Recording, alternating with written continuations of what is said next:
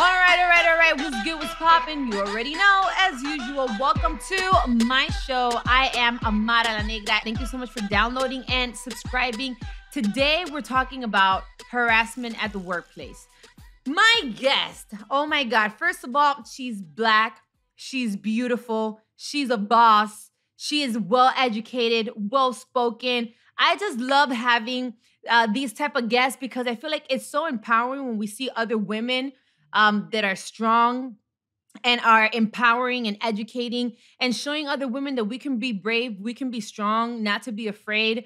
Today, my guest wrote a book and it's called Staying in the Game, the playbook for beating workplace sexual harassment. Welcome to the show, Adrienne Lawrence, my love. How are you? I'm doing pretty good. Thank you so much for having me. Of course, most definitely. First of all, I want to ask you, what truly inspired you to not just go through the experience and not be a victim per se, but be the voice and do a book where women can feel inspired and know that they're not by themselves in these type of situations? Well, it's, being an attorney, I knew the law in terms of sexual harassment, but it's completely different when you're actually in those situations and circumstances. So when I went looking for help after finding myself in a workplace sexual harassment situation and I'm fearing losing my job, and I go looking to books for answers, all I was getting was essentially these memoirs from largely white women who I couldn't relate to that were just telling me their story, and then legal books. And so I wanted a book out there that would actually tell me what to do practically. What can I do to keep my job, kind of preserve my income, my economic independence, and fight back against this? And so I ended up having to go out and write the book myself. This is so crazy because I feel like I personally have experienced it. Like I said, I know many women that have. But why do you feel that women are so afraid to be open and express and say, this is really what's happening in my job or in my environment, whatever the case may be?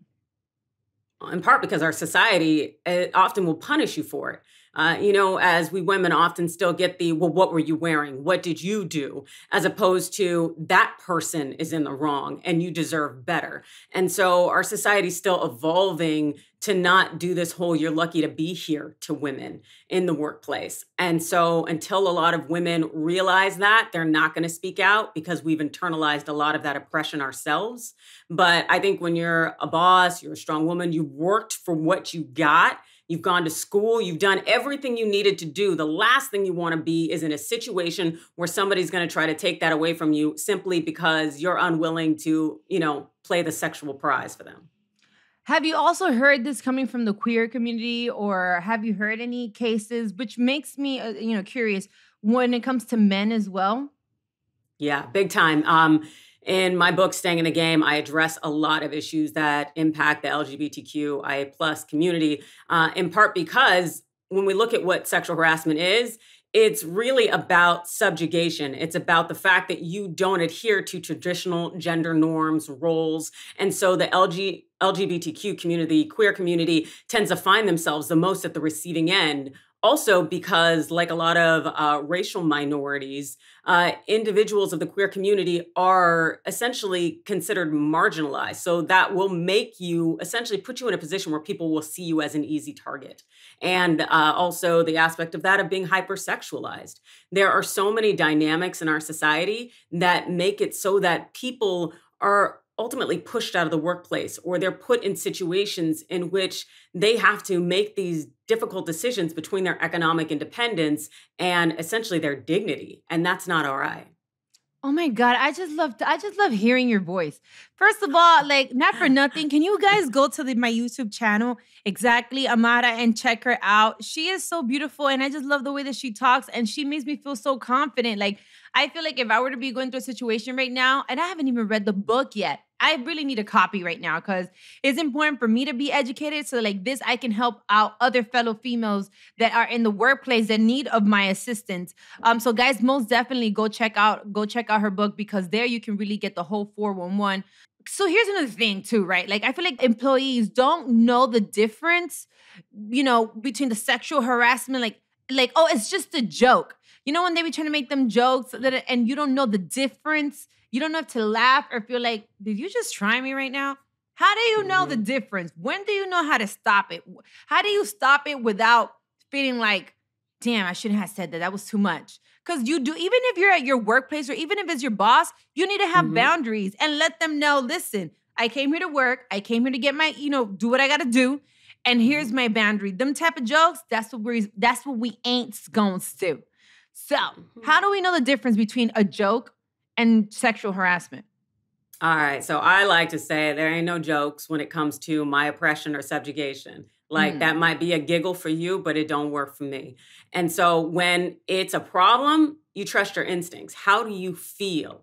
You have to listen to that still small voice inside. If it makes you uncomfortable, even for a hot minute, you got a problem. And the important part is you need to nip it in the bud immediately, because what that person is doing, as you've noted, is they're testing your boundaries. They're pushing you a little further. They're saying, how far can I get? Because the thing that a lot of people forget is that workplace sexual harassment, all that is like gender traditional role-based bullying. And the person's essentially saying, in some way, you don't adhere to the traditional gender roles or norms.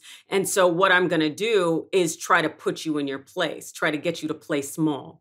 And so that's what that person's doing. They're feeding a little bit off of you feeling uncomfortable.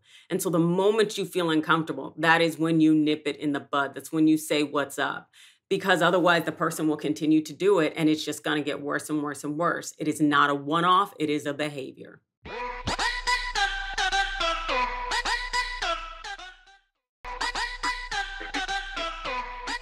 I think that sometimes a lot of women and a lot of men can be confused and not necessarily know exactly what sexual harassment is, and just automatically assume that sexual harassment is just a physical action. Like, oh, they touched my butt, it's sexual harassment. Verbally, there's sexual harassment as well. Can you give us a couple of examples of what is considered sexual harassment?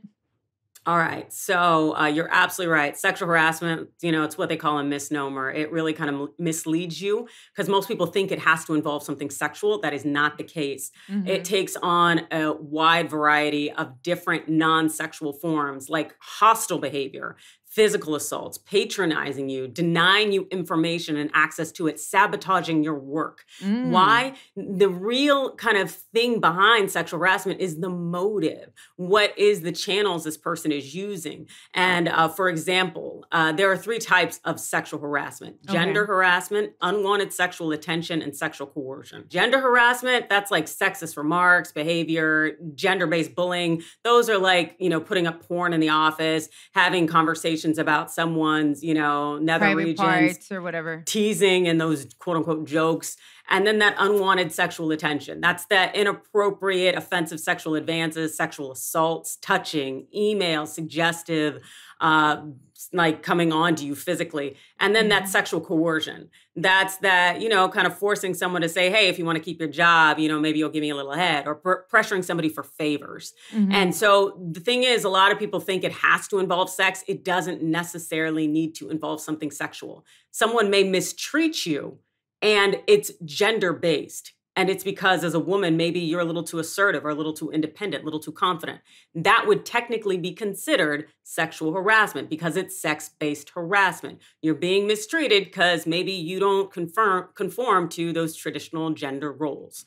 So we got to keep this in mind because so many people think they've never experienced workplace sexual harassment. And let me tell you, as long as someone is threatened by your very existence or how you run your game, you've been at the receiving end of it. Or if for some reason, maybe you don't fit those traditional gender roles. You're a dude out there who has a kid and goes on paternity leave, and the buddies in the workplace, decide to yuck and give you heat for it. That is sexual harassment. You gotta know that these things are so much broader, not only because it impacts your legal rights in the event that you end up having to leave that workplace, but also because you need to know how to combat it.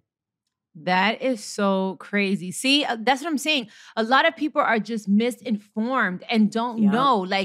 And then they're also afraid, because I know in a lot of situations, I know a lot of people that are financially, let's say they work for a big corporation or whatever, and they're like, yeah, I've been sexually assaulted or I've been sexually harassed by my boss or whatever, but I financially don't have I don't have the money to get an attorney to fight this big corporation or this person. I might as well just stay quiet and not say anything because what am I going to do? In those cases, if you're financially not necessarily prepared to get an attorney to fight for you, what should you do? How should you go about it?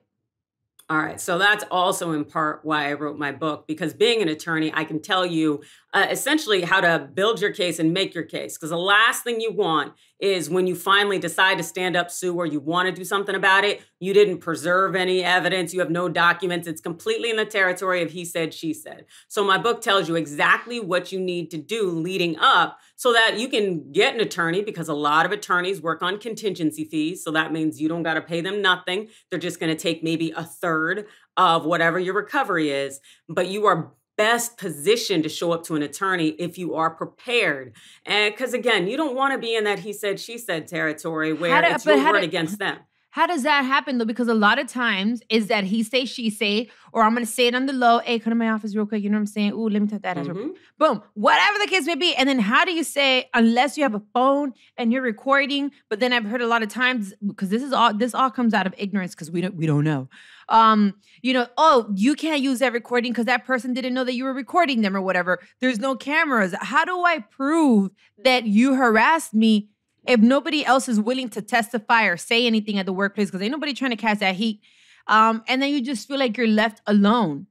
Yeah, girl, that is why I wrote my book, because I got all the tricks of the trade and all the ways in which you can do it to remove it from the he said, she said territory. There are ways to work around it so that you are airtight. So if you got to come back in a year, 2 years, whatever months, or even 10 years, as we've seen a lot in this Me Too movement, you will have documentation that really supports, it substantiates what you are saying. And there are ways in which these people out here who are harassed, I call them harass holes, when these harass holes come at you, there are ways in which you can get it documented. And my thickest chapter in here, and the book isn't that long at all, and I keep it very, easy to understand and read. My thickest chapter is called Keeping Receipts, because that's what it's about, keeping them receipts and how you can create receipts so you don't end up in that he said, she said territory. It's all about knowing how to be prepared.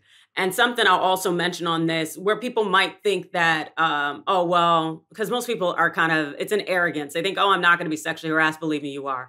But also the great part about my book is that you can use any of these tactics and techniques to address any kind of bias. If you're in the workplace and someone's acting racist or whatnot, you know how to keep receipts now, so that now I have a strong case in the event that I have to leave.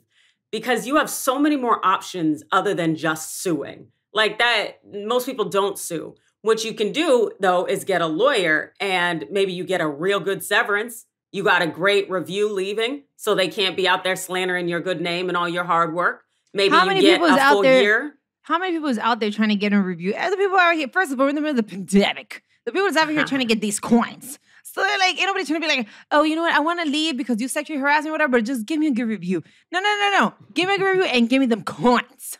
Yes or no? I know.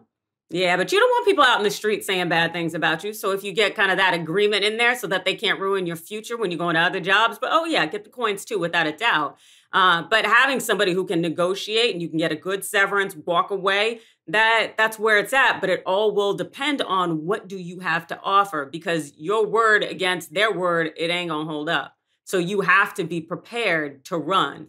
And also something that I think is really smart that my book teaches you as well, because men of color generally are accused of sexual harassment at higher rates, because men of color are generally subject to hypersexualization and stereotypes associated with sexual harassment. And thus, when you suffer false accusations that are based on essentially racist notions, you got to be prepared as well. And so my book tells you how to be prepared so that you don't end up in a situation where maybe you get fired because, some woman thought you were looking at her the wrong way. And then you have no recourse whatsoever. And that's following you the rest of your career. You have to be prepared. Especially minorities. Mi gente Latina, mi gente morena, my Black people, my Latino people, indigenous people, all my minorities. Not for nothing. Let me tell you something. Stop thinking this is a joke. And this goes for women as well. Let me tell you something, especially now that we're in 2022, where everybody's all about my bag, this, that, da, da, da, whatever. With all due respect, peace and love to the universe. But we still live in a world where race is still an issue, right? So if you have a boss that is Caucasian, for example, and you are Black, dark skinned, and you see them looking at you some type of way, or you already know the intention because you'll be knowing. A lot of the times we know what they're trying to do. You know when they're looking at you some type of, but you trying to act like, oh no, let me. Don't play with it. Do not play with it because you don't know how that story can end. It could be it could be a love fairy tale where you guys, oh, the employee and the boss ended up together and they lived a happy ever after. Okay, great. But the possibilities that that's going to happen, it ain't going to happen all the time. And if you go out there and let's say you decide to date your boss, you decide to date whoever it is that, you know, was flirting with you at your workplace or whatever, and things don't work out, things can go south real quick. You end up in a space where now you feel they used me. No, they didn't necessarily use you. You chose to participate. Now you feel used or now you feel abused or now you feel whatever type of way. Just business and pleasure. I'm not a fan of mixing it. I don't think that you should. And that goes for everybody, especially we're all grown. We're adults for those that are. You know better. Now, here's something else that I do want to know. So for those that still may not get it, when you say harassment at the workplace, what about if the harassment is happening outside of workplace? Like, let's say, you know, this is my coworker or whatever. We see each other outside in the supermarket or any other place. Can they still, how does that work? Because I know that's like a very thin line. Like we work together, but the harassment didn't necessarily happen at the workplace. Does that still count? Okay, so what we want to do is separate legal conversation from kind of just behavioral sociological conversation. And so when we look just at sociology, yeah, workplace sexual harassment, that largely means that somebody in your professional world who you know professionally is essentially trying to make you play small, minimizing you using gender, traditional roles, sex-based, something of that nature. And so even if maybe you're out and you run into a mentor and that mentor decides to, you know, give you a breast exam, that's still workplace sexual harassment. Yeah, because sometimes I've thought of those things. This happened to me. Like, for example, I don't know, I've been at a show or a concert or whatever, and they've tried to holler at me, you know, popular words out here. But then we see each other somewhere else is not necessarily in that workspace and you're still harassing me. So I don't know if to consider this at the workplace. It's not at the workplace, but we work together. How does this work? Like, yeah, no, just think of it. If you got a professional relationship, because it's just like one of my colleagues hitting me up through a Twitter DM and coming on to me there. It's still the same. Because, you know, especially now when you really think about it, because there are no real boundaries. We're not in traditional workspaces and offices and cubicles anymore. We are everywhere. We're virtual. So we have to expand that definition and realize that if you are in my professional sphere and maybe you are putting me down because I don't adhere to traditional gender norms or you're trying to holla, then yeah, we got a problem.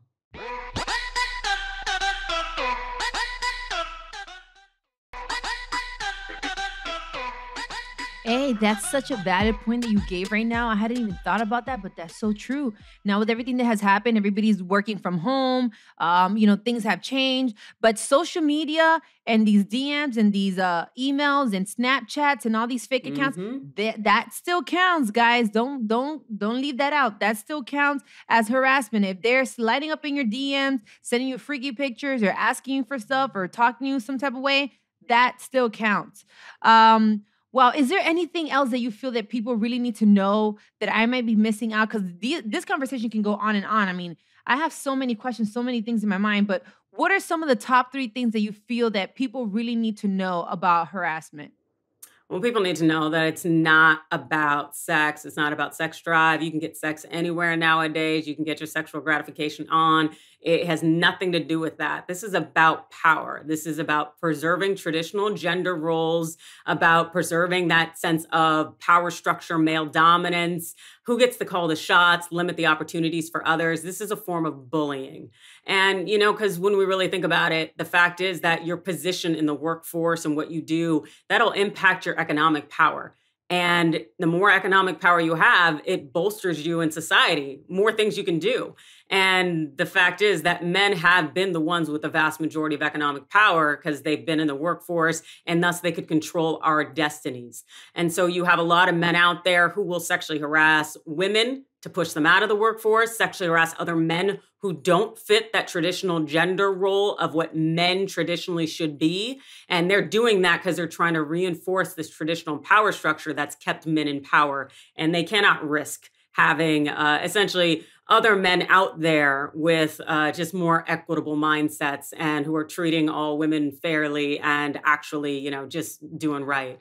And also, the second thing I think people need to bear in mind is that, they know that when I say they, I mean sociologists, scientists, people who study this know how to end sexual harassment. Your employer, your workplace, people know how to end it, how to prevent it. It's completely preventable. The fact is that they're not doing anything maybe to fight it because, hey, we've got to remember that these companies, they're just small little microcosms, representations of the larger society. And our society uplifts white male patriarchy. And so, hey, it's one of the ways in which you can control, dominate, keep the power structures in place. So that's generally why it doesn't get addressed. But the good thing is, in knowing that there's a way you can fight it, you have all the answers. And that's what I did in putting them in my book. And I guess lastly, it's important to bear in mind, again, it's not, I got to say this more than once, it's just not about sex. And generally, when it comes to women, the individuals who are targeted the most, I list out the various things that traits you might have that make you more likely to be targeted. Whether if you have a boss mentality. Yeah, if you're confident, if you're assertive, if you're independent as a woman, that's like a triad of things that essentially make you an easy target because these people want to put you in your place. If you're in a traditionally male career, area, line of work, if you happen to be book smart, if you are a single lady, that can be a problem. It is true, though. I can definitely imagine that obviously if you have, a boss energy, if you're well educated, if they feel intimidated by you, if all these things can be reasons why they can be like you specifically, you're my target. But overall, don't think like, oh, well, I'm just like this simple nerdy that nobody's going to come for me. You don't know that. You don't know that. That's why you need to be prepared in every single aspect. And the most important part from everything that I've heard amongst many, good things is to have your receipts. You really need to have proof so it doesn't become a he say, she say. That's why you need to get her book. Where can they purchase your book? Is this one of many to come? Are you going to do like a part 2 perhaps? Yeah, it's after this whole pandemic passes, that's for sure. It's been a day. But staying in the game, the playbook for beating workplace sexual harassment, it's available everywhere books are sold. It's on sale at Amazon. I'm fortunate enough to have won 3 book awards. The thing is, you're going to find it. It's very chill. It's a lot chiller than I think a lot of people anticipated. And it's not one of those memoir books. It has really, fun and interesting stories in it. But it's largely, I just keep it straight. I let you know what the score is. And I tell you what you need to do and give you examples on how to do it. And, again, it's a playbook. And I think it's essential. Well, I know it's essential for anybody in the workplace who really doesn't want to play small, who wants to actually rise. Because the thing is, you're always going to find somebody who is intimidated by you. Most definitely. The most important thing to me, ladies, guys out there, is be prepared. No matter what, be prepared. Don't wait till something happens to you in order for you to want to go get the book and then, I need to read about this now. Read it now. Be prepared now because you never know when that situation can come. And if you weren't prepared, it might be too late. You may have not saved your receipt. You may not have known the way that you were supposed to react towards that situation. Be prepared now. Don't wait till something happens. Don't be afraid. Find information. Don't feel like you're the only one because you're not. There's so many people out there trying to help a lot of women and a lot of men that are going through these situations. And the same thing happens for the queer community. I know that they go through it a lot as well. And they're afraid to use their voice because they already feel like the whole world is against them. They're going to be judged. Don't feel that way. With that being said, can you also give us your social media platform or where we can connect with you if we want to know more information or vibe with you, check you out? Yeah, I got a lot to say. So I'm always on Twitter at Adrienne Law. And then also Instagram at Adrienne Lawrence. And I am a legal analyst for the Young Turks. So I am on their Rebel HQ channel, which is located on YouTube and Facebook. Adrienne, thank you so much for joining me today. This conversation was so important. I feel like I learned so much today, and I can't wait to get my copy because I want to read the book. I want to be prepared. And guys, go get your copy as well. This 2022, we need to be prepared. That's the word for this year. Be prepared. Don't wait. Be prepared so when the opportunity comes or whatever the case may be, you're ready. Thank you, everyone, for joining me one more time. As usual, remember to follow at Exactly Amara and My Cultura podcast on Instagram and on Twitter. Thank you so much for all the love and support. Thank you for rating us 5 stars. I'm so grateful for that. You can also check out this podcast on the YouTube channel. Search Exactly Amara, and you're going to find out all these amazing conversations. You can go over it and share it with your friends as well. This has been a production of iHeart Radio's My Cultura Podcast Network. For more podcasts from iHeart, visit the iHeart Radio app, Apple Podcasts, or wherever you listen to your favorite show. Thank you guys so much for joining me, and I will see you guys next Thursday. Ciao.